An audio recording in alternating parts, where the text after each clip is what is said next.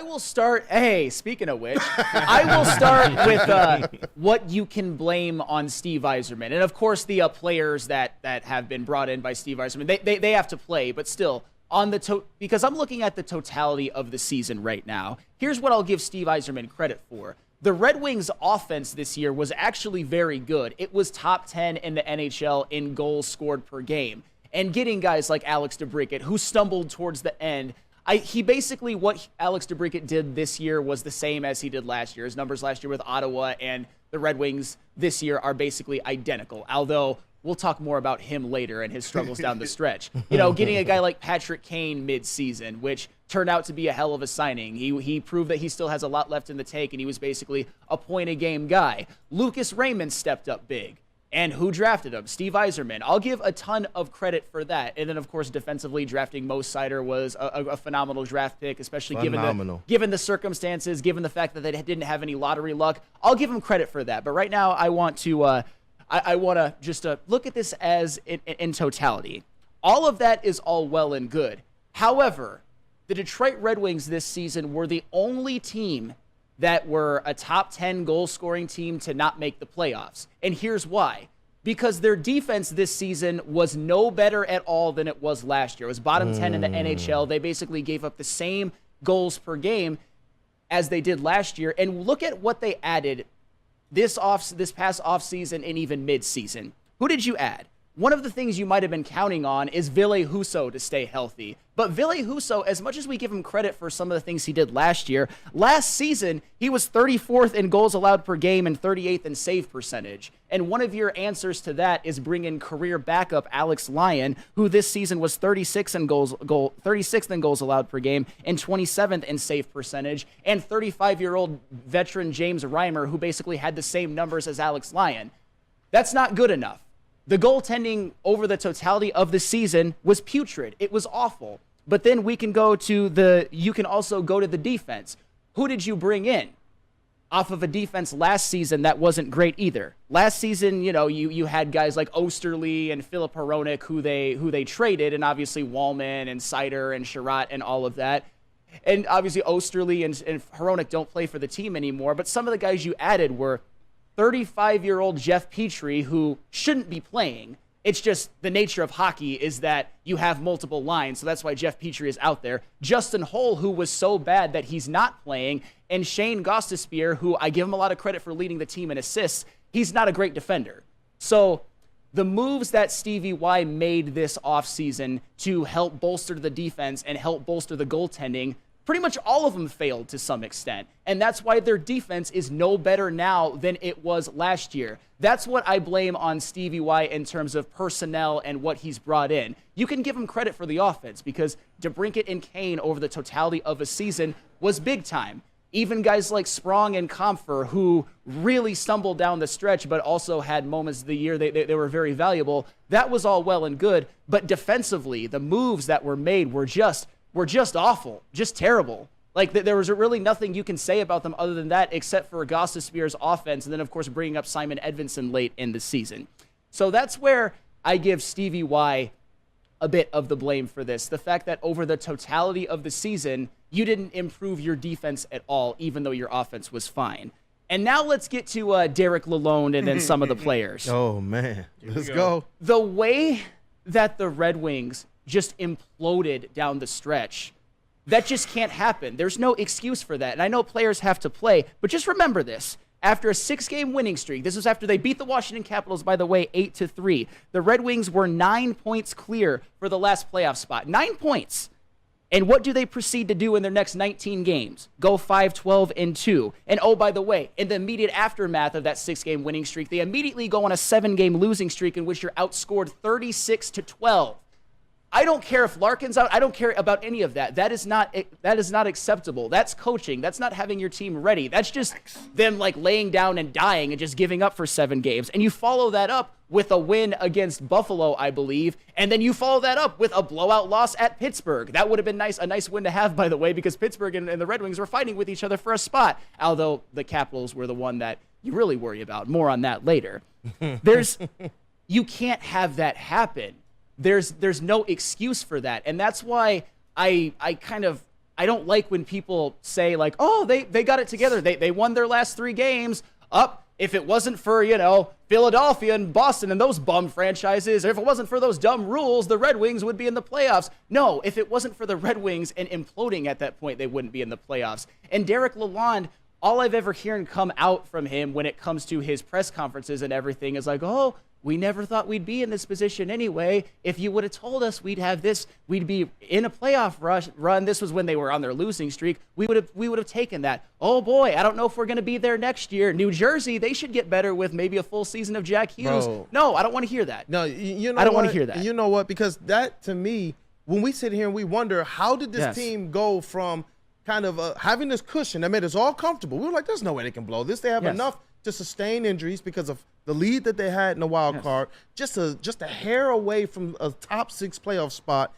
And to know that the coach is doing this, I wonder how much of that plays into the players' mindset and mentality as well. When you look at, and we're going to continue to juxtapose this thing to other Detroit sports teams, why do we give the Lions so much credit in their head coach, in their coaching staff? Because of their mentality, the mindset. They're forward thinking. The expectation that they're putting out there to say, you know what? No, there is no excuse. Go out there and do your job. Even when they mess up, hey, we effed up. You know what I'm saying? When they win, they say, we got to do it again. To the point that we didn't see the Detroit Lions lose back-to-back games all season, man. To hear this from the coaches, it's just like the players hearing this. And you got this weird mix of kind of young talent and veteran talent. The veterans are always going to play at their same speed. But the young players, your young talent, the talent that you're hoping could be here for a long time, start to instill this mindset of, you know what, go all out all the time. There can't be this aspect of, we're just happy to be here. This is not why you go and hire Steve Yzerman. This is not why you go and bring in people like Alex DeBrincat. That's not why you go and bring in a Patrick Kane to have a cute season. Well, the more I'm hearing that, it's like the more I'm getting frustrated, man. Well, and I guess that's what drives me crazy the most is because Alex DeBrincat and Patrick Kane, especially with how Patrick Kane worked out, those are not the type of moves that you make if you just want to get close and almost get in. Those are big-time moves, and they did help improve this offense. I will give them that. It's just, and at the time, people were so excited. I remember I did a show with Neil Rule at Feldman, and this isn't even a shot at him, where I pretty much said, they're in. And Neil Rule basically was like, oh, no, they're in. There's no question about it. Well, it turns out they weren't. And I know Neil Rule and Spencer Raxter put up car flags. And now you got Neil Rule talking about like, oh, they're just regressing to the mean. They're a 500 team. This was always going to happen. No, I do not accept that. They were 33-20-6 at one point. They were 9 points clear of the last playoff spot. And it's not just that they went 5-12-2. It's not just that they went on a 7-game losing streak in an embarrassing fashion.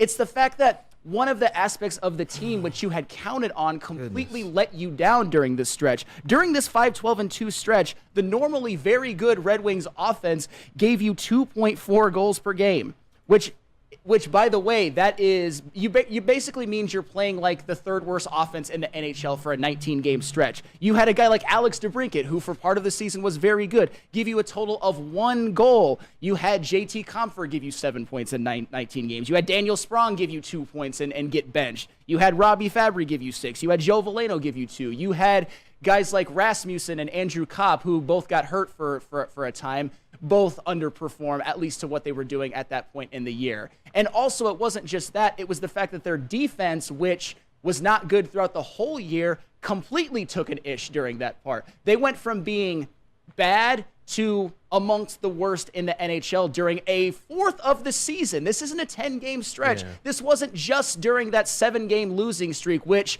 the Red Wings could have overcame, by the way, if they would have played better after that.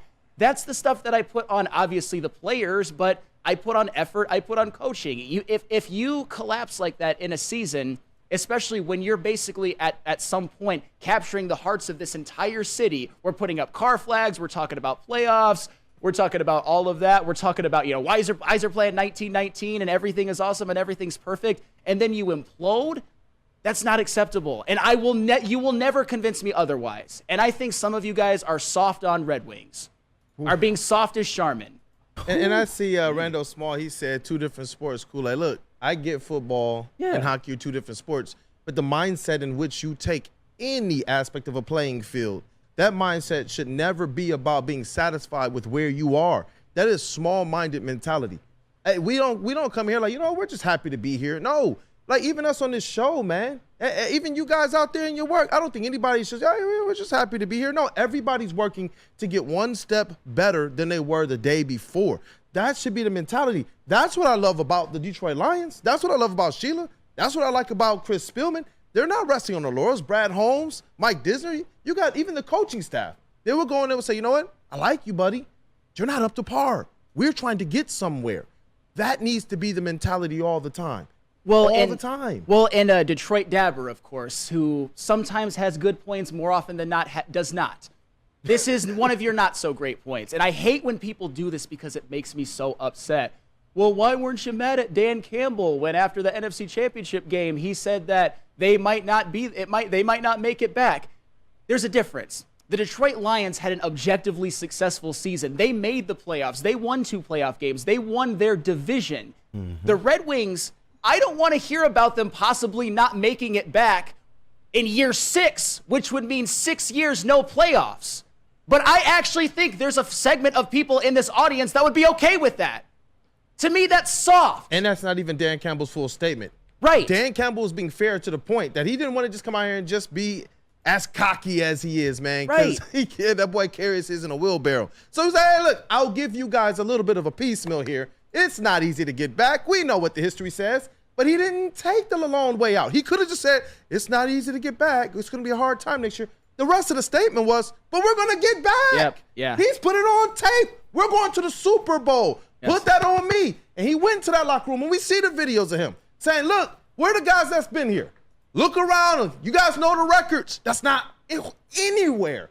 We're not anywhere close to that team anymore. Jared Goff. Yeah, we know what the record has been. We know since we wear the Lions jerseys, some of that stuff is stuff we're going to have to deal with. But who we are now ain't got nothing to do with that. We're moving forward, literally forward, to the point that freaking song makes sense now. They're literally moving forward down the field. Like, I'm just like, that is right. That's what I want to see out of the Red Wings. And that's why I wanted to ask you the question, because I do believe that Steve Yzerman, when you bring in those types of vets, you believe your team is ready to kind of take that next step. You don't go and kind of augment your team that way if you don't think so. But to understand that from a coaching standpoint, the mentality was one in which, hey, wow, look at this. Yeah. I didn't know this happens. Like, wow, cute season. It's just like, no, that can't be the mentality at all from your head coach. Your head coach needs to instill with media, needs to instill with the players, needs to instill with the front office and everybody that it concerns that our objective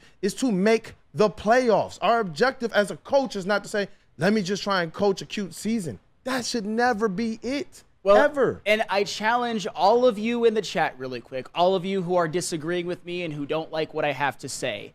Every single one of you in the offseason, and for the record, this move did help them, just not enough this year, were just effusive in that, we got Alex DeBrincat. And for the record, I don't blame you for that. Oh, Stevie Y, that is the most brilliant GM move in the history of NHL hockey. And also, if you would have known what you would have got from Patrick Kane this season, what you thought might have been the corpse of Patrick Kane, which turns out not to be the corpse of Patrick Kane, none of you would have been like, oh, but we're not going to make the playoffs. That's the thing that I can't stand. And the same with all of you in the chat as well. Nobody, and I mean nobody, predicted when they were 9 points clear that they would have this kind of an implosion. But now it's not only okay, it's further proof of how great everything is. Like I'm going to say right now, I did this on Big D Energy, but I'm going to do it again. 5-12-2 stretch. It tastes so good. Bottom 10 defense. Wasting a Lucas Raymond, great season. Wasting a Dylan Larkin, great season.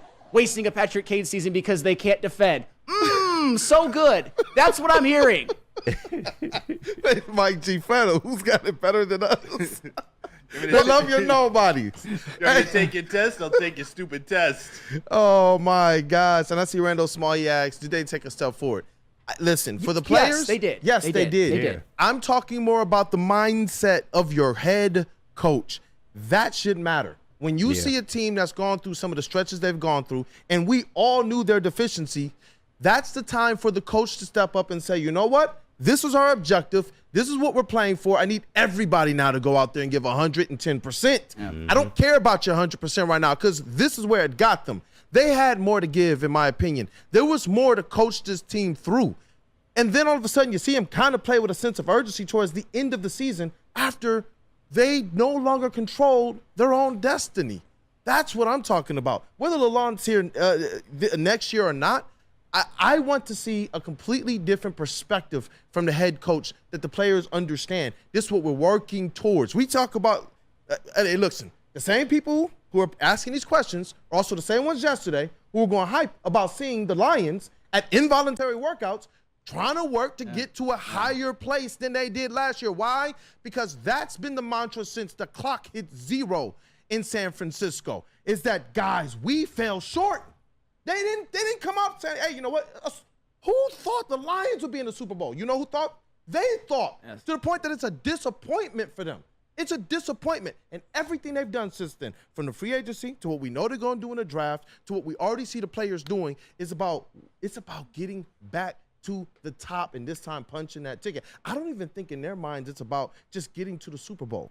I believe they think that they missed out on an opportunity to actually win a Super Bowl. It's the mentality. It's the mindset. That has to be instilled. Anybody who plays sports understands that. If you are not being led by your coach to go and reach a certain peak, you're not going to get there, man. You're not. You'll have some players that can self-motivate. You'll have some players that can try and pull up, but it's one of the toughest things to do in sports when your head coach is not also putting you guys in the position mentally and on the ice to reach the next step, man. I think they blew a great opportunity. It was in their control. It wasn't like they were battling all year. They went through some egregious stretches, man. Not only did they lose their playoff spot, they were 9 points clear basically going into the month of March. And they gave up their ability to control their own destiny with 3 games left. That's just not okay. And Detroit Dabber, again, having yourself a day. You pick and choose what words from coaches to overanalyze to fit your narrative. Dabber, it's not a narrative that Derek Lalonde was the head coach of this team that effed their season. Yeah. If you want to put different value than I do on making the playoffs and to say that the Red Wings are just fine and they made progress, be my guest. I'll disagree with you, but I'll listen to that. But I'm not going to let you spit shine this turd, and that's what a lot of people are doing. That's what people are going to do all day long and blame everybody else. Blame the overtime rules. Wah! Every team in the NHL has to deal with them. Blame the fact that if you get more regular season wins, that's a tiebreaker. Wah! Every team has to deal with that. Blame Boston and Philadelphia. Wah! Control what you can control. This is what sports is all about. This is what living a healthy life is all about, having a healthy mentality. Control what you can control. And the Red Wings forfeited that opportunity because when they were at the point where they were riding the highest, they then completely imploded. 5-12-2 is horrendous. That's 12 points in 19 games. That's like some San Jose Sharks shit right now. That's some Chicago Blackhawks shit. That's not the Red Wings. And if you predicted that and you think that that's okay, you're soft. Soft as Charmin. Oh my God.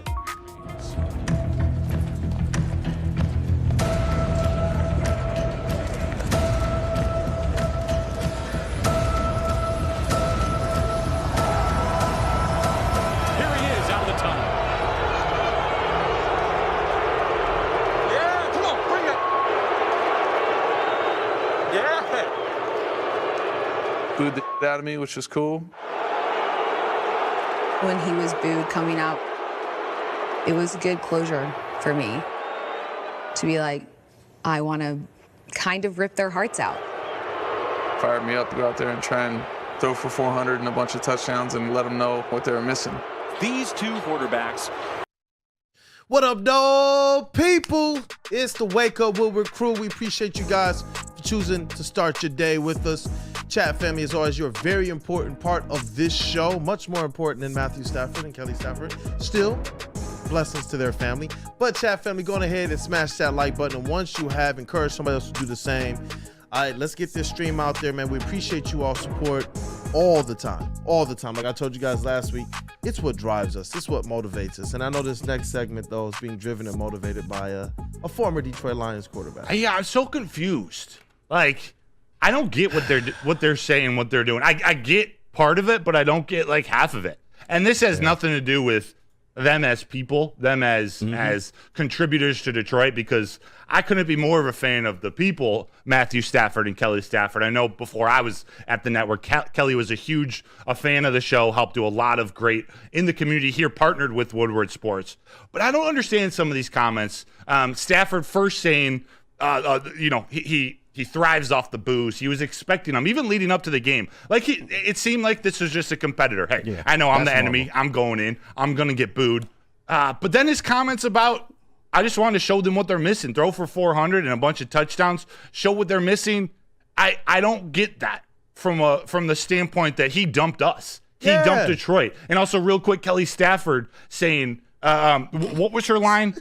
Put the nail in the coffin, or rip their hearts out. Yeah, I want to rip their hearts out. Like closure. You guys asked to leave. What? Yeah. Like what closure? How many Detroit Lions fans, Michigan Rams fans, like how much did this city support him? That's what I'm talking about. I don't get it. Nobody was on this kind of, hey, let's just make this personal against the Staffords. When they ran out that tunnel, to me, and all of the Lions fans that I've talked to, the ones that we've interacted with on this show, they all stated that this was about what was going on, Lions versus Rams. This wasn't nothing personal, Stafford. And fans continued to say that. I see him in the chat right now like, yo, he played for the other team. So I don't have a problem with being a competitor and say, okay, let's take the boost. But even to personify that, just to kind of make it more personal, it's like, it's not about you, Matthew Stafford. If you wanted Detroit to be about you, you shouldn't have asked for a breakup. But then you did. We're the ones seeking closure. Jared Goff is the one seeking closure. The fans did everything in their power to support number 9. They did everything in their power to buy those jerseys, to still wear number 9 jerseys into that building with Stafford across the back rather than Williams. Years after he left, years after he won the Super Bowl, like you said, the whole Detroit Rams thing, people supported Matthew Stafford because he was finally the guy. You look at Barry Sanders, you look at Megatron, who didn't get the opportunity to actually leave and have kind of better pastures away from what the Detroit Lions organization was doing. When you got Dan Campbell and you have Brad Holmes in here, he told us himself, I don't believe and I don't really think that this thing is going to get to where they're saying it's going to get to. I do believe that they could have still gotten to a nice precipice with Matthew Stafford here. I get the picks that they got and all that, but from what we've seen Brad Holmes do in every single draft since, Matthew Stafford bailed on us. He bailed on the hope. He bailed on what this organization could be moving forward.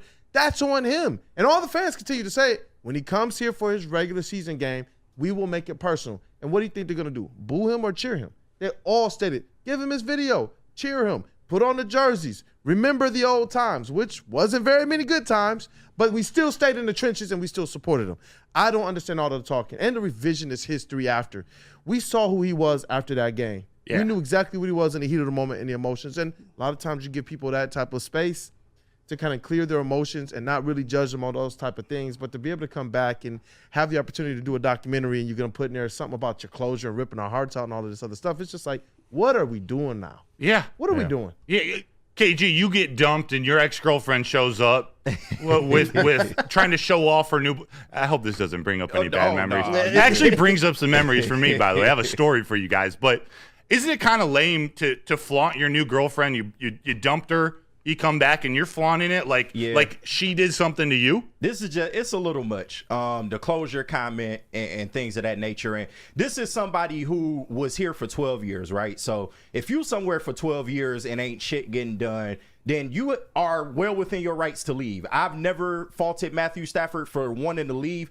This was going to be his second or third rebuild. I can't blame the man for wanting to leave at the time that he left, and thank God that he did, because the team moved forward in a way that was absolutely worth it. And now we sit here and we're on equal playing fields with a Matthew Stafford Rams team. But just the closure comments and all of that stuff when you ask to leave, that's the only thing I don't get. I don't mind the 400-yard comment. He's a competitor. Yeah. I don't mind how he acted after the game. Of course, he didn't want to lose a playoff game, whether he was on the Lions or not. He didn't want to lose a playoff game. So I can understand his emotions after the game as well.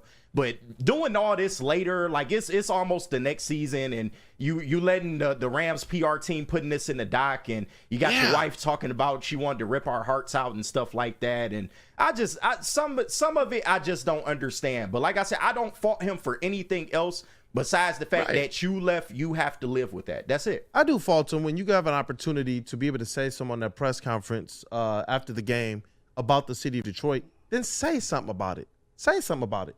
Instead, he decided to omit Detroit on purpose with a little smug look on his face, man. Yeah, Corey Woods shout asked out to him. Corey Woods. Hey, what was the question? Like, how did it feel being back in the city, or the it was about the fans. What did it feel to be? What are you feeling for the fans of Detroit, knowing everything that they've gone through?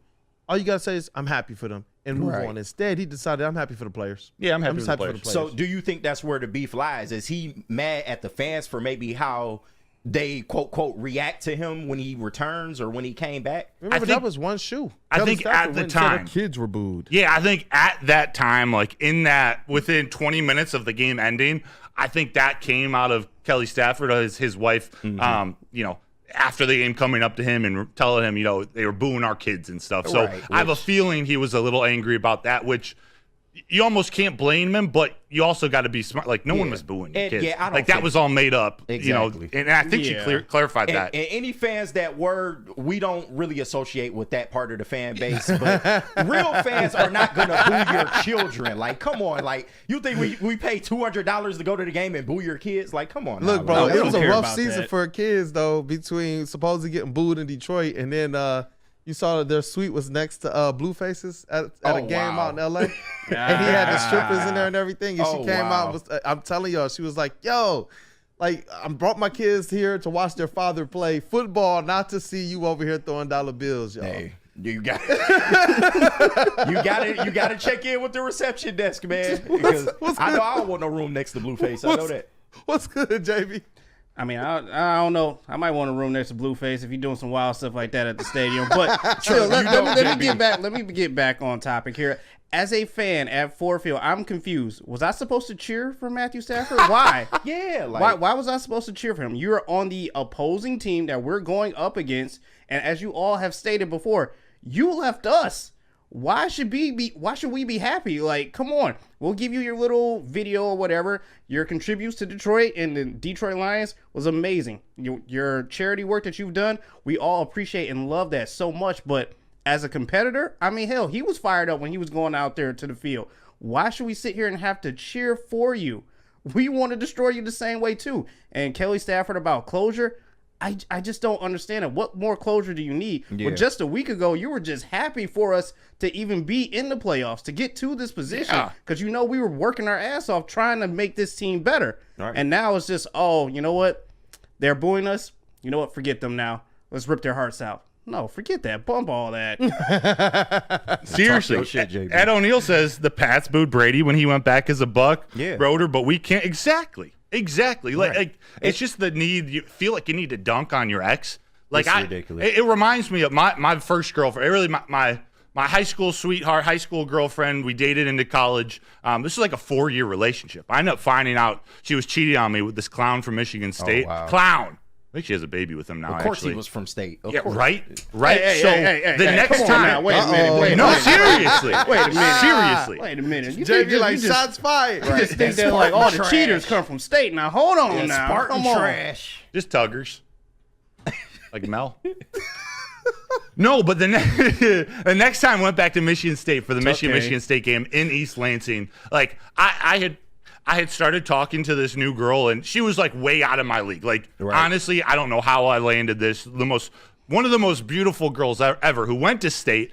I was totally enthralled with her, but in the back of my head, I was kind of hoping that I would run into my ex when I was hanging out with her. Oh, yeah. And there was one tailgate we were at, and we saw her kind of walking our way to the corner of my eye, and this girl, she kind of came unprovoked. I didn't ask her to do any of this. She like came and like got close to me, like gave me a hug. It was like kind of a little moment there. Yeah. I felt good.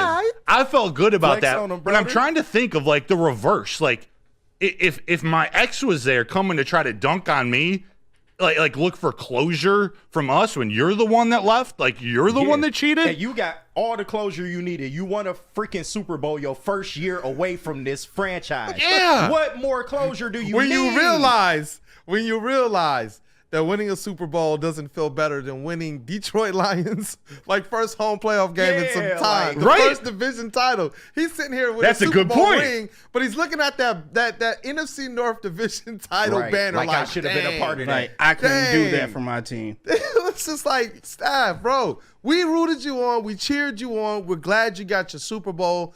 We're glad that, honestly, things have worked out for both parties, man.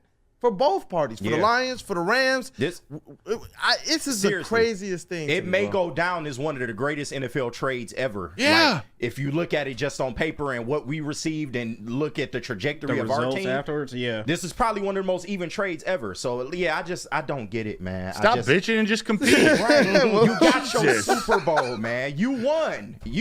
Broder over here still thinking about the X. Yeah, I am. Yeah, you know what? I am. It was love. Let's go. Let's go. You know what? I am. No girl is out of your league. Your hog is money, Broder. Right. You mad at the away fans got that fat hog spirit. That's a let's go red. That's I don't know. Okay. I see you. You know what? Let me. We got Jared Goff now. Let me read a couple of these super chats let it because fly. I'm going to talk about Mr. Jared Goff.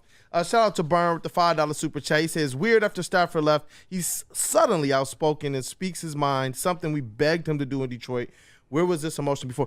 Good point. Yeah. We got years of vanilla press conferences of okay.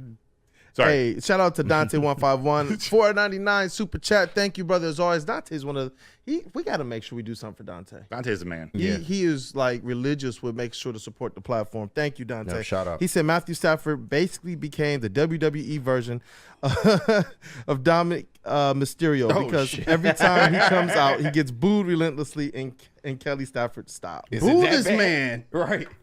Damn, man. It ain't got that bad. I hate the most, actually not the most, but because he was mic'd up there for this documentary, that was the audio they used in the middle of the game to run up to Kirby Joseph and say, you're dirty. It's all the little stuff, all the little chirping. It's like, bro, you got a Super Bowl ring. Yeah. This go say you're a dirty player. There's tape out there. This wasn't a dirty play, but you're dirty. And then the Rams push that to their social media. As if the Matador has the NFC North banner at Stafford. It's like, bro. They don't usually mic up losses like that. They decided to throw that in there. That's a low blow from the Rams PR team, their social media team. And funny, and let's go at them a little bit. Stop trying to milk this Rams Lions nonsense. It's over with now. It is over with. It culminated in the playoff game. We won the playoff game. Good night. End of story. Stop trying to milk every fucking drop out of this story. Seriously. It's done. I'm KG is fed up. JB is fed up. We're all fed up, Play man. with hearts here. Let's talk about our quarterback. Let's talk about our quarterback. Hey, Chad Femi, thank you guys as always for the support, man. Let's go ahead and just throw the phone number out there, 313-552-6322. We got to talk about Jared Goff, this contract, what it means for the Detroit Lions in a road ahead. Call in and tell us. How does this change their strategy free agent-wise as well as through the NFL draft? And shout out to Eduardo O'Neill. Another question here. Would losing to Matt Stafford or Green Bay have sucked more in the playoffs?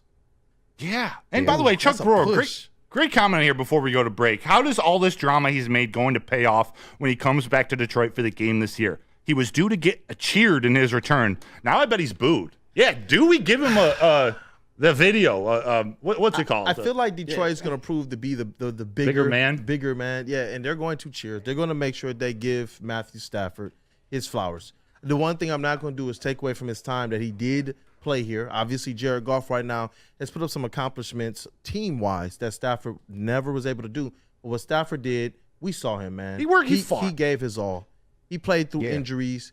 He continued to work himself back, especially early on in that career when everyone was calling him, glass foot and all that type of stuff. So the player, Matt Stafford, that was with the Detroit Lions, I'm forever going to have, some respect, a lot of respect for who he was and what he did for this organization. Always. So I don't mind playing the video before the game or maybe when the fans are walking by, in the arena, but as during the game, first quarter, stuff like that, no, there's no need for that. Play it before, get it out the way, and then move on. Just let it go. As everyone said, Matthew Stafford is now in our rear view. Detroit Lions, OTA. Storylines, baby. Let's go. Storylines. This is we get to just think about what these rookies, what these young players, what they're doing out there on the football field. I want to ask you guys, I got a couple questions about OTAs, but first, just what storylines are you looking for? Is it the cornerback battle, quarterback competition, who's going to be starting? Is it the J-Mo Goff chemistry? What are you looking for, Flannel? I'm looking right at you, in OTAs in this offseason for the Lions. I've got one which is going to bleed into my potential breakout player. Brad Holmes has drafted some defensive lineman pieces that are considered among his worst picks. And obviously he made another one with Mekhi Wingo this round, and they have John Kaminsky. Mm-hmm. I think this defensive line depth can be amongst the best in the NFL. And I just want to, with some of those guys actually playing positions like backups and rotational pieces and not being expected to be starters, I just want to see how all of those guys pan out and just what this defensive line can be, because when guys need breaks, when guys potentially get hurt, you've got guys waiting in the wings who I think are capable of at least filling in admirably for a game or two. I have an idea of who you're talking about in terms of breakout, so I'm not going to ask you for more detail. Kool-Aid, what storylines are you looking out for? Look, to the shock of absolutely nobody, I am hoping to see great things from word to Flannel Sam. The linebackers. Is it the linebackers, Kool-Aid? The linebackers. That's a good one. Yeah, I am. And not just Jack Campbell, but I'm looking to see who Jalen Reeves-Maybin, Anzalone, Barnes. I'm looking to see who Anzalone is this year. Rodrigo. Every year, Anzalone takes a step up, and he seems to exceed everybody's expectations, even his supporters, except for Dan Campbell, who continues to say, no, this guy is the real deal. He is deserving of what we believe him to be. Yeah. So I'm looking forward to seeing what these linebackers are going to be. That's the only position group, it seems like, that didn't get any type of help via the draft or free agency. So to me, that tells me that Brad Holmes and Dan Campbell are going to expect a lot from that position group. I can't wait to see what we get. That's a good point. And I think their draft picks, some of their free agent moves, and other spots on the defense should help that linebacker crew. And I'm going to go to KG and then JB, but first, Flannel, I'll read it because Shad216 JF. $4.99 super chat. Thank you, Shad. Detroit fans are too soft for sports. They already quitting on a season with over 100 games left. Detroit has to do better. I'm with you, and I hope you weren't directing that at Flannel, because we do have to be critical about our teams. Yeah. But there are people with Casey Mize last night. People were. I saw comments about cutting him and designating him for assignment. I'm like, that's ridiculous. Like pitchers. You're not gonna pitch you can't pitch like Tarek Skubal every single game. Yeah, it's the perfect storm of covering a team in which we put our expectations out there. You said, though, also to expect the ups and downs, and since we also cover the team game by game, you're gonna have a little bit of mix going on here and there. So, and that's why I'm glad kind of each week we go and we heat check the expectations, and people still say, you know what? In the end, I kind of still expect them to kind of be somewhere in the mix. We did not expect the Guardians to be that good, though. So, yeah. KG, what up? The storylines for camp. Mine is actually going towards a member of the staff, and that is Mr. Aaron Glenn. Wow. To me, they went all in on defense this offseason. New coaches, new players, a lot of new pieces to play with. We assume that AG finally has everything he needs to get this defense where it needs to be. I'm not worried about the offense. The offense has been top 3 the last 3 years almost. Like, I'm worried about this defense. I want to see what he's going to bring and how he's going to utilize all these new pieces. They doubled up in the corner room. They added a lot of veteran talent to the corner room as well. You look at what they did on the defensive line. I'm interested to see how AG is going to play this and if he can get this defense to at least a top 15 defense. Yeah, JB, Eric Allen's looking at Hendon Hooker, maybe a backup quarterback battle. Jack Campbell, Mitten made storyline Hooker motivates team. Okie Razor, Flannel is a Debbie Downer. Hey, that's all right. That's my guy. That's okay. That's the one I was looking for. John Effing Lord. Headline, Manu turns into Detroit's monster. Ooh, maybe not this year, but I hope so. That would be amazing if he did. JB, what's your storyline you're looking out for? That would be nice if Manu actually turns into a monster, but I got to go with the kicking room, No, I'm joking. I'm not mad at you. I'm joking. Actually, I love all your guys' takes. I'm going to take another route. I'm going to go with the running backs, actually. Because just because I know last year it was kind of a two-headed monster that you were running with Montgomery and Gibbs out there, but now does Gibbs take that step forward, or are you still relying on Monty a little bit more for all this, and you're kind of moving Gibbs out there to that wide receiver spot? But keep in mind, you brought back Craig Reynolds as well too, and you just added Sione Vaki as a running back. So it's like, how are all these guys going to play out on the field, and who's going to get what time here? Are you getting catches here? Are you the running back? Like, it's a lot of questions that you got to kind of filter out and make an idea of. I like that. How's Ben Johnson going to use all these creative or these weapons creatively? It's going to be fun. I'll go through two real quick, and then I want to ask your breakout player. I'm looking at that Goff JMO chemistry. Okay. I want to see them click, and it's time. Yeah. We want JMO to be that number 2 type of receiver, or at least that number 2 type of reliability, however they use him. I want to see that chemistry clicking on all cylinders. Also, I'm really interested to see what they do opposite Aiden Hutchinson at the other edge spot. What's James Houston look like? What's Marcus Davenport look like? Mekhi Wingo's been playing some edge, at least lining up across from the tackle. So I want to see what that's the one piece that although they went and gotten Davenport, they didn't really address that with someone we see right now as that's the future starter. We know who's starting there. I think they probably think it's Davenport, but to be determined. You brought up a breakout player. Who were you thinking on the defensive line? Yes. Is he jacked?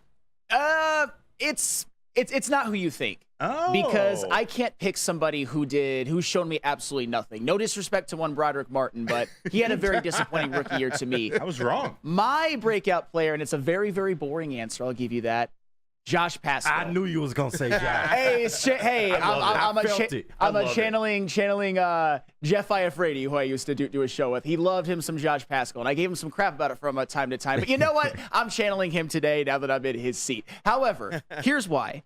Josh Pascal, he's a guy whose career has been hampered by injuries. And that could lead to him maybe being injury prone, but I choose, because it fits my narrative, this is going to be the year where he plays 17 games. He's only played 692 snaps in his first 2 seasons combined, which is nothing, by the way. And here's something that he showed me last year that I think is gonna help him get on the field. He showed me 2 things. One, last season, positional versatility. He played 225 snaps as an outside edge, 110 over tackle, and 62 in the B gap. And when it comes to the Lions defensive line, you've got Aiden Hutchinson, who's been remarkably great and durable. Everybody else, James Houston only played 2 games last year, Davenport 4, Aleem 13, and Reeder 14. Somebody is probably going to miss a couple of games, just going by past history, just going by the NFL. And if you're Josh Pascal, if Aleem McNeil misses a game, you can shuffle things around and put him inside. If Marcus Davenport misses a game, which he probably will because he always does, you could put Josh Pascal with more edge rushing snaps or over tackle. And also when it comes to Josh Pascal, he was one of the many players last year on the Detroit Lions defense that when you look at their PFF grade, it skewed really high to his run defense grade. And why is that important? Because a lot of Detroit Lions players did last year. You look at it for Jack Campbell, Brian Branch, Derek Barnes, Aleem, Kirby Joseph, and John Kaminsky, who are all going to be on the team this year. They all had exceptionally high run defense grades when it comes to PFF as opposed to other aspects of their game. What did that lead to? The Detroit Lions being the number 2 rush defense in the NFL. And that was considered a strength of Josh Pascal's coming out of college. And oh, by the way, Josh Pascal, despite only playing 12 games last year, was 4th on the team, tied for 4th on the team in tackles for loss with 5. So that's kind of what I believe will get him on the field, because he's shown the ability to stop the run. And I think the Lions want to continue their dominant run defense, and he'll be able to spell whoever, and he'll be able to just give people a blow from time to time if the defensive line stays healthy. And this is the year, I believe, with Josh Pascal playing more games, I believe he will have between 3 and 5 sacks. He's never been a big sack guy, even in college, but this is the year where he puts it together and plays dominant against the run on a limited basis, but still, and actually get some sacks. Give me Josh Pascal as my breakout player. He had 2 last year, correct? He had 1. He had 2 his rookie year. Oh, okay. Well, yeah, yes. It's crazy. I do like the Josh Pascal pick because he is kind of the forgotten man when you think about it. We always bring up Marcus Davenport. We always bring up James Houston. We always forget about Josh Pascal. And yes, he's had injury issues. I mean, the man had foot cancer, for crying out loud. Yeah. But we expect a lot out of him. If he can improve in the pass rush, we already know he's good in the run. If he can improve that pass rush, definitely I'd be looking out for him this year. He had that huge tackle for loss against the Chiefs in week 1. We're like, oh, this is the year. You're right. Jeff was all about that. And yeah. I thought he was going to be much more of a contributor last year. He showed flashes, but it's time, Josh Pascal. Yeah. Like, that's Second the type round of pick. Yeah, right? We probably only have time for one more. Does anyone, before Rod comes on, and JB, cut me off or cut us off whenever he does. And you guys have a breakout player you're looking forward to watching, other than Jack Campbell. One Jack Campbell. I'm very intrigued, though, with Aleem McNeil contract bump this season. I am really intrigued to see what he's going to bring. Obviously, I wouldn't be a breakout player, but I'm looking to see how high is Aleem McNeil's ceiling this season. I really am. But Jack Campbell, obviously. Do you guys think so Jack and J-Mo and Aleem weren't on that top 25 under 25 list we went through last year? Are those three guys how should I phrase? We obviously want to see them on that list next year. I think all three will still be under 25, but do you expect to see those three, or which one of those three on a top 25 under 25 list? J-Mo, Aleem McNeil, or Jack Campbell? Brian Branch. Yeah, I was about to say Branch. Brian Branch, There I you see go. before all of those guys. Maybe J-Mo if he has the type of year that I expect him to have, but definitely Brian Branch is next up. No question about it. Yeah, I was well going to said. agree. And to answer your question, not to be hater Sam, I think none of them. And that's okay, by the way. They already have 5. Right. I think right. none of those. That's a good point. But damn, Sam. But it will be Brian Branch. Hey, Hey. Of the 3, I could've been this believe year. in Brian Branch. Yes. He arguably could have been there this year. You know, real quick, the thing is, all 5 of the ones on the list now will be under 25 next year, too. Ooh. That's insane. Yeah, That's he did. insane. Add another 2 players to that, maybe 7, 8 next year. Have mercy. I like Bro, Brad Holmes' energy is a real thing. We got the Doc, John Macaroon, publisher of all lines of the Sports Illustrated platform and host of the Detroit Sports Podcast, and overall just a great person. What up, though, Doc? Good morning, everybody. Bright, sunny day. I know the Tigers, the clouds are gloomy over them, but real fast, Flannel, look, I don't know why everybody's so disappointed. Once the roster was put out and they didn't spend, it was clear this was a youth movement. They told you, lower your expectations. That's what should be disappointing, is that we just got a chance to watch a series where a baseball team spent money, brought in free agents, has developed young talent. Now they're 13, 14 games above 500. Just look to the one team that just whooped your ass in the Royals. That's a model that can show you, hey, you can kind of improve your baseball team in a couple years. But the Tigers, they're going with a youth movement, but the concern should be, are the young bats that they're relying on, are they consistent? Because right now Spencer Torkelson is trending toward being a bust, and that's not a good sign. And you're looking at Colt Keith, and he's still developing on a slower pace. But yeah, absolutely. This was an average baseball team going into it with a reliance on youth movement. So going into the season, it was a lost cause. It's just disappointing in that the one thing that is disappointing to me, and maybe AJ Hinch needs to visit a veterinarian because he's been neutered by the organization. Oh my God! Yes. Hey, Yes. Damn. Hey, that baseball mind knows that Javier Baez should have no business seeing the baseball diamond. Thank you. Somebody's telling him not to take him out of the lineup. There is I've no been saying way that. that guy with a negative WAR, with his being one of the worst statistical baseball players out there, when you put him out there based on the analytics that you say that you're using, you go out there with a losing proposition. So Javier Baez, you need to send the message, bench his ass, and put a player that can hit the baseball and help your baseball team win. So for AJ Hinch, he's lost a lot of credibility when you go out there and you say that, hey, you're trying to put the best baseball team out there, and you got Javier Baez in the lineup. Every single time that Javier Baez is in the lineup, AJ Hinch should be embarrassed. Well, and I've said this before. This is not a real organization. If that's the case, this is a clown organization. And if you're just looking at, I know this wouldn't have made a difference yesterday because they got punked and they got bitched, as I already said. But Wimseel Perez was not in the starting lineup. Kerry Carpenter was not in the starting lineup. He pinch hit. Javier Baez, there he was again, getting his 4 at-bats. He now has the 4th most on the team. And that, to me, is just, it's completely unacceptable. I do think there are ways where they could shuffle some players, maybe bring some players up to where it could look a little bit better. But Javier Baez is out there every single day, going 0 for 4 every single day. It's embarrassing. Yeah, no doubt. And here's the beauty of the English language.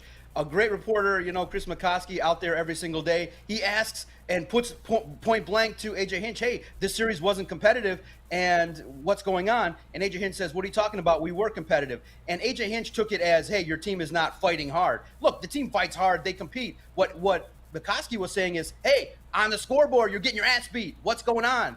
And so AJ Hinch needs to stop with the PR game and start letting everybody know, hey, this is serious, that we just can't give away series like that, especially against a division rival. You can't go out there and get swept and get dominated in that fashion. Yeah, you can lose games, but you got to play well defensively, pitch, be fundamentally sound, not have tantrums on the mound. You got to kind of get back to what you need to do. But guys, remember, it's a long season, and in the end, clearly this is a 500 baseball team. It's an 81 to 85 win team, but it's just embarrassing because we're not talking about the shit that's going on in the season. We were already told that this was going to be a young team. What's embarrassing is that Scott Harris could have invested a little bit more money and brought the payroll up a little bit just to be a little bit more competitive for the fans that support this baseball team. You've seen other teams do it, and for those that were railing against getting a guy like Chapman, JD Martinez, making some impactful move, look what you get. This is what you deserve. You want to pay your money to go down to see average baseball, that's what you get. The Tigers should have known that, hey, they could have been further along with just one or two more bats in this lineup and taking out the guy that's the biggest albatross in baseball. That's how you improve the team quickly. Yeah, and with the Tigers, two things they didn't account for this season. One being the division being as good as it is, and two, the regression from some of their young players. And because they've regressed so much, I feel like they're at a point now where maybe they need to consider some things. A lot of talk has been made about maybe trading Tarek Skubal. Maybe you want to avoid a Michael Fulmer type situation with the Tigers. What do you feel about the Tigers possibly trading Tarek Skubal?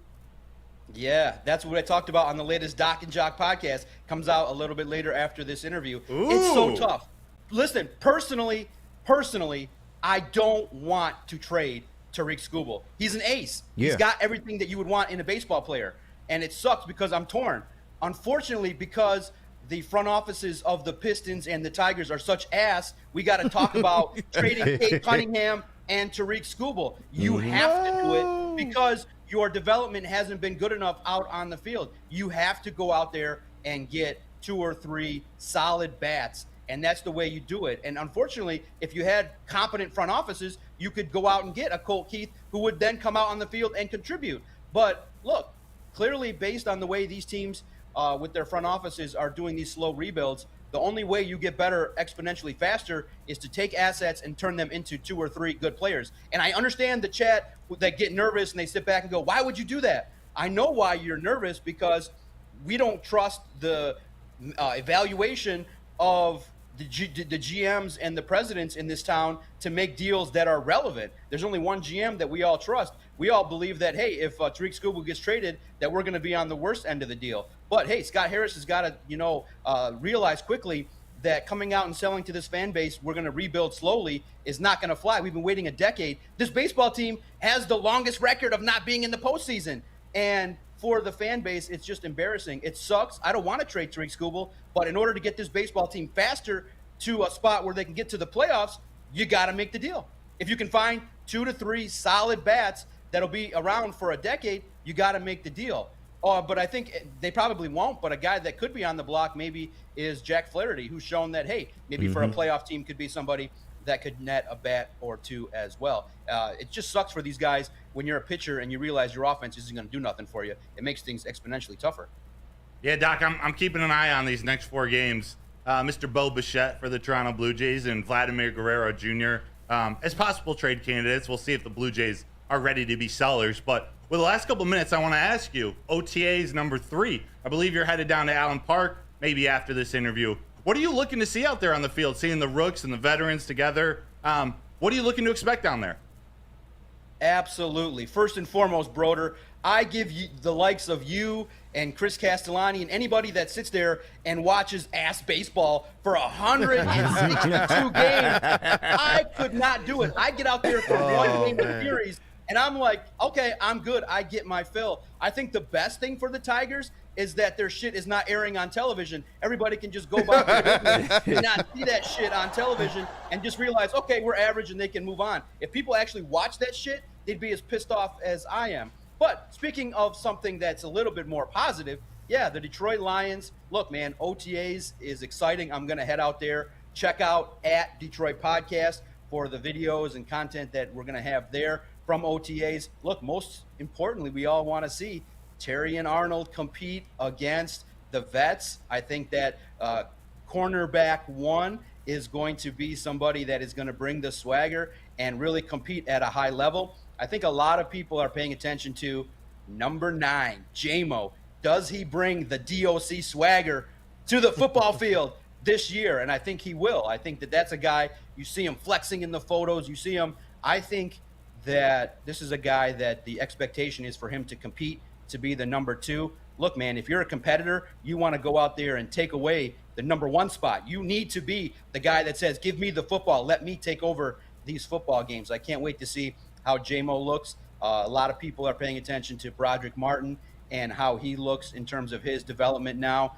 And again, the guy that, look, I'm not here as a podcaster to stir up no controversy, but I want to see how Hendon Hooker slings that football. And if he's got that rocket arm and he's starting to drop dimes to Donovan Peoples-Jones and to some of the other receivers out there, my goodness, there's going to be a comparison, maybe from me, maybe from others, regarding arm strength. I want to see, how does Hendon Hooker look after 1 year of development? Because if he shines in the preseason, I know everybody's against, oh my God, what happens if Jared Goff goes down? We have to have Hendon Hooker in there. Look, guys, if Jared Goff goes down, the expectations are going to be vastly different.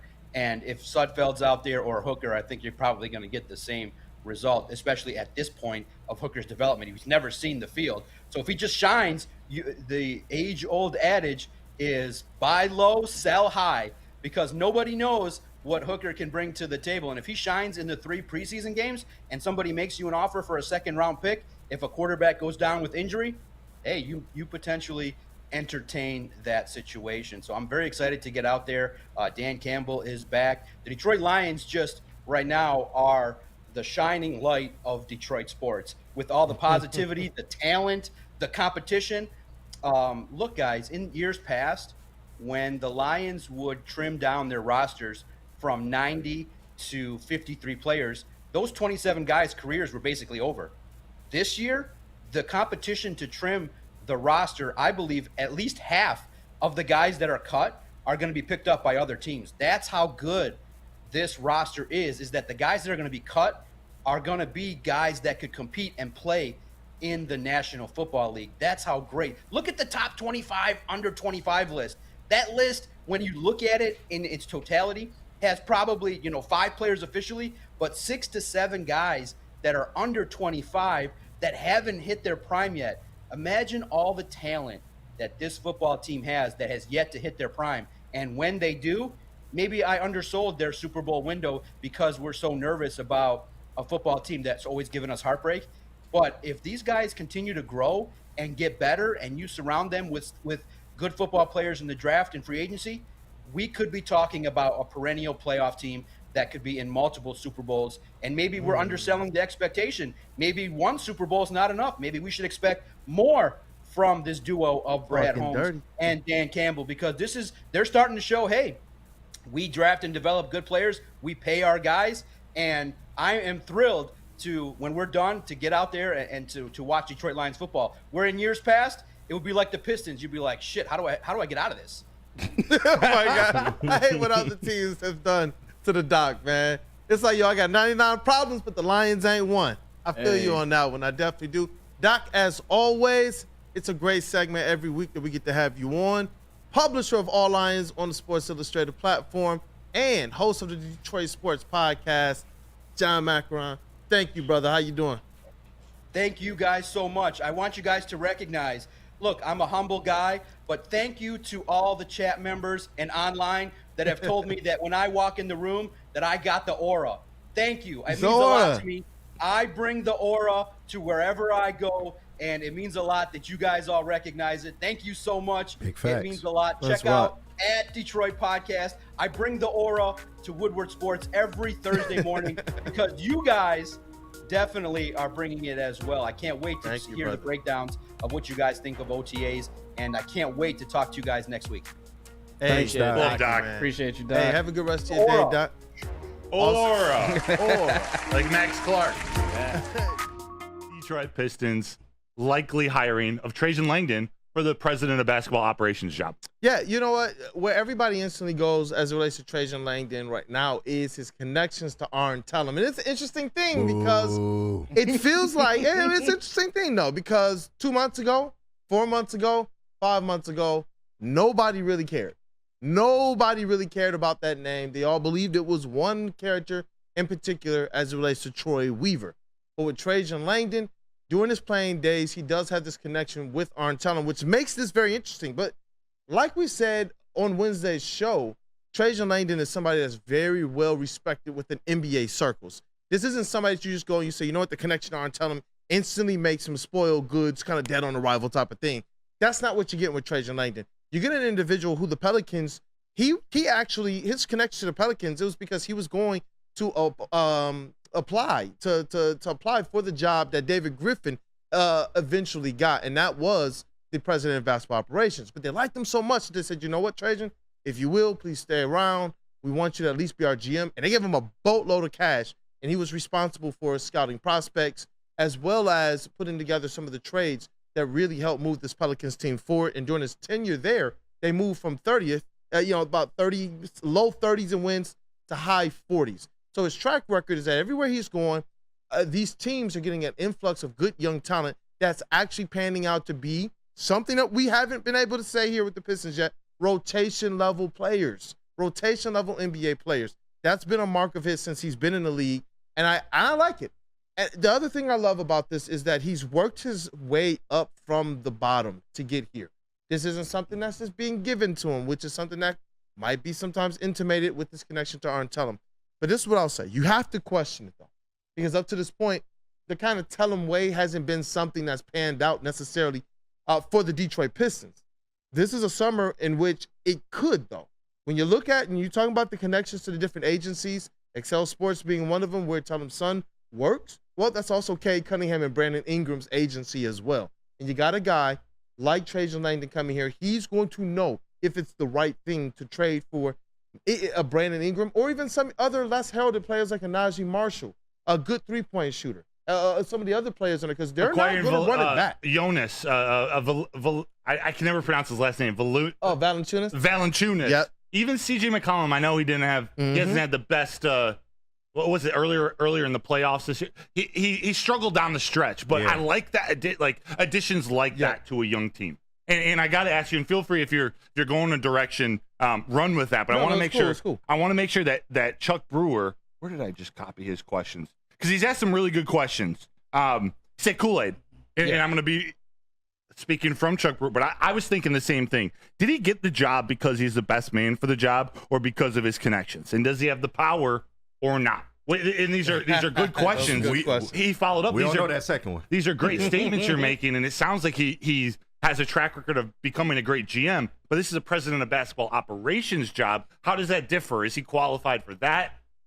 Run, my friend. He's worked all across the front office here. You know, when you're kind of climbing up these ranks, you get a feel for everything. And the way that a front office is put together, you're really running it as a team, in which a lot of cases you'll have one master decision maker, which will be your PBO, but that doesn't mean that some of these other people who are your assistant GMs, your assistant PBOs, which is what he kind of was during his time, especially in his later tenure with the Pelicans. He got the experience. He's been very, very close. He trained and shadowed underneath people. And he was one of those guys, even in this short amount of playing days, that people thought, he's going to be something to do with front office or coaching in the NBA later on. He's wowed the right people. And like I said in Wednesday's show, before the whole Tellem connection came up, it was somebody that was like, you know what? I like it. I really do like it. Now, in terms of does he have the power, that's for everybody. That's probably the biggest thing. Nobody knows that yet? Nobody knows that yet. Now, I would be more optimistic that they would let him do what he does because of maybe the connection to Arn Tellem. Maybe there's some type of a trust there. Maybe there's some system there. Maybe there's some way there. Maybe more trust from Arn Tellem as it relates to a Trajan Langdon because of the track record, the proven track record that he does have right now as it relates to building a team that can make the playoffs. Yeah. And so that's where, if you want to look at it from a more optimistic standpoint, that's what you're hoping, but nobody can say for sure. The other thing here of note, Troy Weaver. That's what I was going to ask. Yeah, and Monty Williams. Mm-hmm. It's going to be up to him. The early reports are that he's going to sit down with these two and discuss how can they work together. If that's the case, that would tell me that they're giving all of the control and all of the power to Trajan Langdon, and the organization is saying, you know what, we're not going to overstep our PBO. We're going to let him make that decision. So that doesn't mean that either one of them or both are going to be here or gone next year. That means that they're actually, if it looks the way it does, looks like they're tipping their hand or their cap towards, you know what, we're going to give him the power, let him make all these decisions and go. I'm glad they're making this now before the draft. I think you want a guy like him who has shown, you can see the different front offices he's been with and what they've done in these drafts with identifying talent, as well as specific trades or even free agent signings. You wanted to be able to get this thing done now, which is why they chose not to wait to see if the money could woo a Tim Connolly away from Minnesota. Yeah, the longer Minnesota went in this playoffs, maybe whether they could, pry him from Minnesota or not is another story, but you can't just wait around for that. Wait around for another team to get Trajan Langdon, or just wait till it's going to be the NBA draft in less than a month. In about a month, you got to, your GM, your president of basketball operations has got to prepare for that. You got to understand this organization, the roster, the cap, everything. That I'm sure he has high level knowledge of what's going on with the Pistons now, but he's been focused on the Pelicans. So you got to get him in, give him a month to do his scouting, do his prep, do whatever he needs to do with the front office staff and the coach, whatever decisions he has to make to then go into that draft to either select the right player or trade that pick for whatever he wants to build this team into. And it's important. Just to kind of go back to Chuck Brewer, because I brought some receipts here today. Yeah. I brought some receipts. All right, look. Like CVS style receipts? Like CVS style. It's important. No, I mean, we've done this before. It's important to question everything. And it's important to wonder, is Trajan Langdon really going to have the power? Because when I tell people a lot, am I at the same stage of trust in Troy that I was in the beginning of the restore? No, I'm not. I believe that his first 2 years, he did a lot of good things. I do not put the Killian Hayes pick on him. I have good information that would, from some sources, I don't put that on him. Let's just put that there. And other decisions, I don't place those things on him. This team got decidedly weaker defensively when they traded away one of Broder's worst enemies in Jeremy Grant. Thank you. But he was a good player, and they brought in a Bojan Bogdanovic, and they did that switch. They took away a 3-and-D guy who actually wound up shooting a blazing 40% from behind the arc with the Portland Trail Blazers. The usage rate went down. The turnovers went down. The assists went up. The playmaking ability went up. And you know who identified him as probably that piece that could work well next to Kay Cunningham? Was Troy Weaver. Now, in Yahoo Sports, just 2 years ago, listen to this power struggle. Let's hear it. Because Jeremy Grant out of nowhere was just like, yo, he's just gone. Just gone. We thought this guy's a part of the future. It says, while there's no shortage of interest from contenders in the injured forward, Jeremy Grant continues to have a staunch backer in Motown and Pistons GM Troy Weaver as he nears eligibility in the offseason for a 4-year, $112 million contract extension. So the Pistons had to make a decision. Are we going to pay Jeremy Grant or are we going to get rid of him? Weaver is hardly the lone voice of influence in Detroit, where former player agent Arn Talon wields considerable and realistically the loudest, say as the Pistons vice chairman. But Weaver, remember, Weaver recommended Grant to legendary Syracuse coach Jim Boeheim long before he was hired to lead Detroit's front office, hence the belief in various corners that we prefer for Grant to stay. I've been saying this for how many years now, though? Because I talked directly to them. This power struggle has been going on for a long time, and it's been affecting things since the beginning of the restore. If you're bringing in Trajan Langdon, the only thing that the Pistons can do here, let him cook. Whether that's letting go of Troy Weaver or Monty Williams, let him make that decision. Whether he identifies that, you know what, maybe they can do something with the right type of support, let him make that decision. But this type of oversight is, choose my words correctly, it has not worked. Let me just say that. Yeah. This type, I'm really trying to choose words correctly here. This has not worked. And when you see these types of things and you go back to start the piece, all the articles, all the players, all the connections to his former agencies is where this is a tenuous thing. You got to get this right. Detroit fans have continued to support. They deserve something better, much better. Kool-Aid, does this move, do you know at this point, could this lead to going after Brandon Ingram? I'm just going to come right out and say it. He comes from the Pelicans. You said Ingram and Cade Cunningham have the same agent. Could there be something in the works? Or is this more just speculation? Maybe Trajan Langdon wants to bring Brandon Ingram, but this is just going down now. You know what? Brandon Ingram and the Pelicans, that's the name you've continued to hear me talk about. Or Zion, or season. Trey, or Herb. They have a great roster. Yep.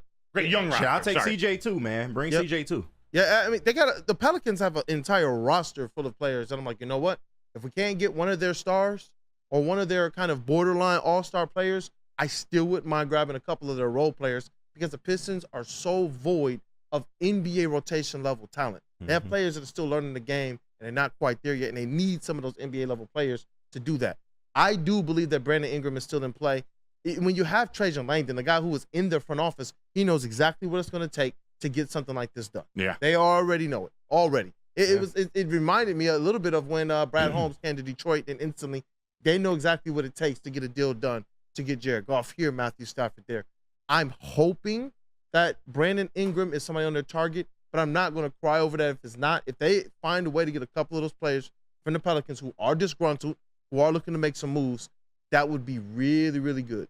And just from your point of view, do you think that he comes in and he does make this pick? Like Broder said, he's only got less than 30 days really to figure this situation out, whether you want to scout, whether you want to, draft a certain player. Do you think he makes this draft pick, or do you think he trades this pick, just in your opinion? Yeah, the difference between, Trajan Langdon's hire and Troy Weaver's hire, Troy Weaver has been a part of this process as well, but his position was a little bit lower on the totem pole with OKC than where Trajan Langdon's was. Yeah. One of Trajan Langdon's sole things was getting his teams ready for the draft.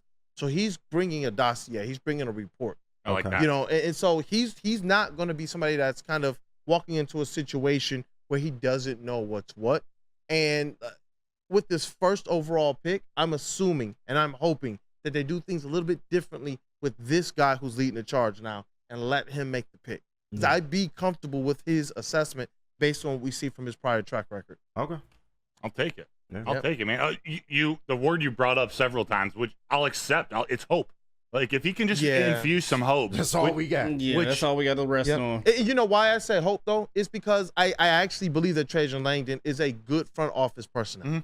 I do. I really do. But it's about how the Detroit Pistons front office structure, how that operates. Is this guy really the guy? Are you really giving him the reins? Is he getting all the power to be able to run this thing in an NBA level way? That's something he's been a part of the last 2 or 3 regimes. You look at the organizations he's been with, starting with San Antonio, trust me, he's been getting taught by some pretty good high-level executives in this league. He knows what he's doing. David Griffin, you don't get much better than that. San Antonio as an organization, you don't get much better than that. These are the people he's kind of followed up the ranks behind. So San Antonio, he's learned how to draft French players in San Antonio. Yep. Right? Yeah. Maybe. Yeah. He's actually probably about the same age as Tony Parker. Probably. Ish. I mean, But, man, I'll take hope. Sound good, man. Yeah. We want this team we want it tomorrow, but in 2 years to be talking like Dan Campbell, like Aaron Glenn, Dave Phipp, like these players that we saw in the Lions yesterday at the media availability. Yeah. We want those vibes, that hope, that aura. We're going to throw all the words out. Vibes, aura. We want it all out of this Pistons team. Man, this city is about to explode. Like, Detroit is so close, and we still have 2 pretty bad teams, one on the verge. Like, imagine if one more. Imagine if the Pistons hit for the first time downtown. Man, I'm excited. I can't wait to show you guys some of these clips from Lions. Did you have anything else on the Pistons? I know this is still relatively new, and you're going to be our guy covering it up until the draft. Any last notes? You know what? I think the only last note is this. If you guys have any types of questions that you would like me to ask Trajan Langdon or any of the front office personnel that will be there, I'm sure there's a press conference that'll be on the way Monday or Tuesday. So definitely, for mailbag, get those questions in. We can actually kind of kick those around right now. Some of the best ones you might hear me ask at the press conference. So definitely.